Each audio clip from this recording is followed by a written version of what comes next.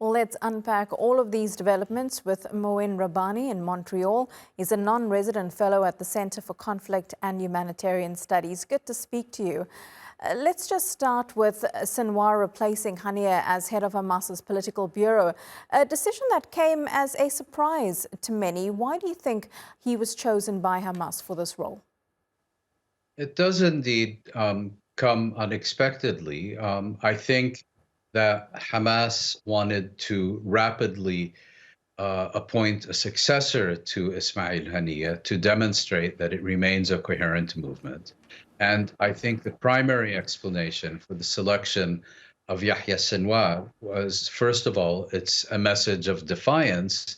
And second, given that Hamas has announced that he was unanimously elected by its various leadership committees as the new head of the Hamas Politburo, the intention was to demonstrate that the reports that somehow Sinwar had been acting unilaterally in opposition to the rest of the movement, or that there were serious divisions within the movement, it's seeking to show that these reports have no substance to them. And I think a third one is it's sending a clear message to Israel and the United States.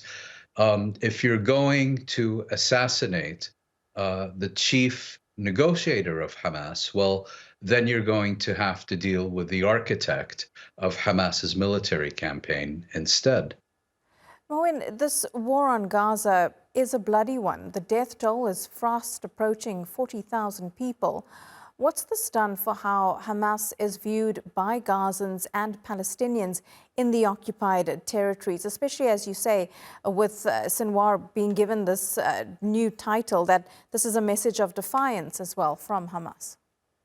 Well, the official death toll is approaching 40,000. The actual death toll is almost certainly to be very much higher than that, because the official death toll does not include, for example, the many thousands of bodies that are buried under the rubble that have not been recovered, that have not been identified, and therefore have not entered into the official death count. You were asking about the views of ordinary Gazans. It's very difficult to gauge without proper, let's say, surveys.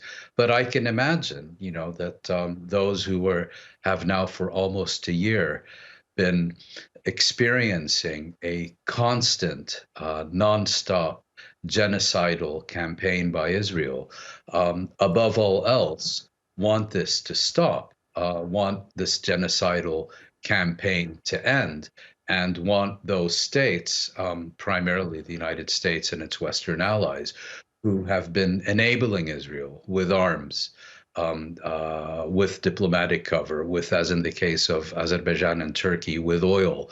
They want that to stop. And I'm sure that there are also Palestinians who either oppose the role of Hamas in having, let's say, erupted this crisis on October 7th.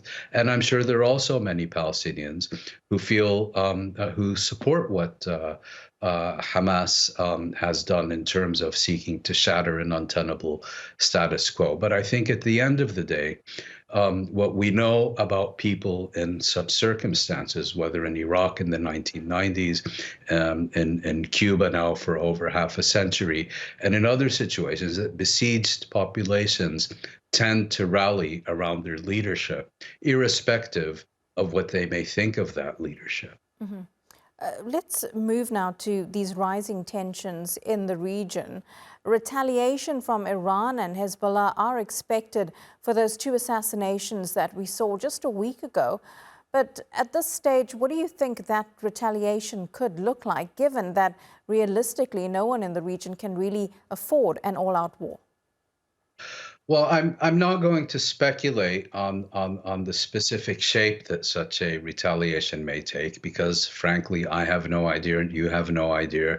No one besides those planning this retaliation can answer that question. But the point I do want to make is that for almost a year now, we have had an escalating regional conflict that is organically related to Israel's genocidal campaign in the Gaza Strip. In other words, all these other fronts in Lebanon, in Yemen, and elsewhere have made very clear that the moment a ceasefire is achieved in the Gaza Strip, they will cease fire and lay down their arms. In other words, there's an organic connection between the two. The difference now is that with its assassinations in Beirut and in Tehran, Israel has created a situation where we may very well be on the cusp of new conflict that acquire a life of their own independently of the Gaza Strip. In other words, we may be heading into a situation where even a ceasefire in the Gaza Strip will not result in de-escalation in the Middle East. And I think the clear responsibility in this case belongs to those who, for almost a year now, could have put an immediate halt to the situation with one phone call from Washington to Tel Aviv and have made a deliberate choice not to do so. Mouin Rabbani, really good to get your analysis, speaking to us there from Montreal in Canada.